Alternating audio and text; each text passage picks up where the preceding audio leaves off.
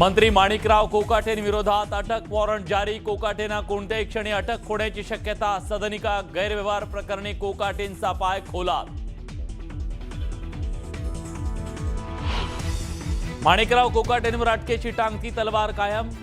न्यायालयाकडून तातडीच्या सुनावणीला नकार। 19 डिसेंबरला होणार पुढची सुनावणी। माणिकराव कोकाटेंना कधीही अटक होण्याची शक्यता। माणिकराव कोकाटे सध्या लीलावती रुग्णालयात दाखल। धनंजय मुंडेंनी दिल्लीत अमित शहांची भेट घेतल्यानं जोरदार चर्चा।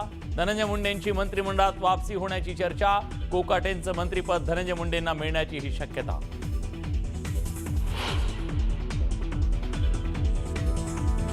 धनंजय मुंडेंचं 100% कमबॅक होणार। त्यांना मंत्रिपद मिळणार।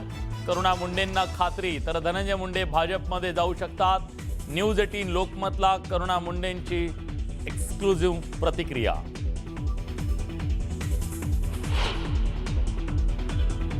नवाब मलिकांऐवजी सना मलिकांच्या नेतृत्वात निवडणुका होण्याची शक्यता।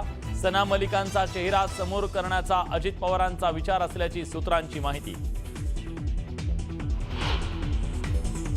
काँग्रेससोबत चर्चा आता थांबली आहे। मुंबईत काँग्रेसला स्वबळ दाखवायचंय, तर वंचित सोबत काँग्रेसची युती होत असेल तर त्यांना शुभेच्छा। संजय राऊतांचं काँग्रेसच्या स्वबळाच्या मुद्द्यावर भाष्य।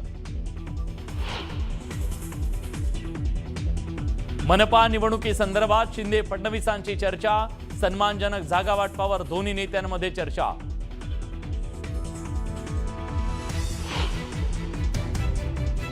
पृथ्वीराज चव्हाणांनी भारतीय सैन्याचा अपमान केला।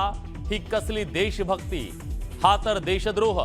एकनाथ शिंदेंचा पृथ्वीराज चव्हाणांवर हल्लाबोल। आणि वाल्मिक कराडचा जामीन अर्ज औरंगाबाद खंडपीठानं फेटाळला। बीडच्या मसाजोगचे सरपंच संतोष देशमुख हत्येप्रकरणी केला होता जामीन अर्ज।